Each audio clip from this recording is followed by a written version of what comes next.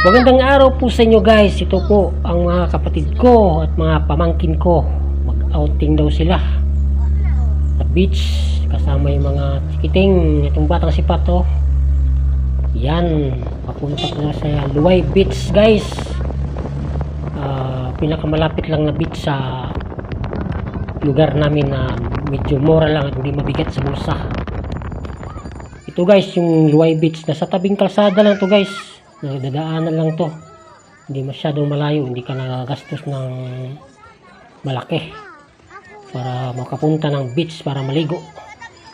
Yan, masaya ng mga batang chikiting, yung mga tatlo kong pamangkin, maglalaro sila. At kasi nakikita ko silang masaya kahit na ganito lang, malayo ako sa kanila, kita ko silang ganito masaya kasi bihira lang nakakaligo ng dagat eh. Tingnan mo guys, oh, may pato. May patong naligo sa tubig alat. Kalain mo yun, pato.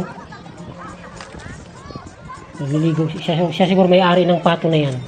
Sa kabilang cottage yata ito eh. Pinapil niya naligo. Sumusunod dun sa amo niya.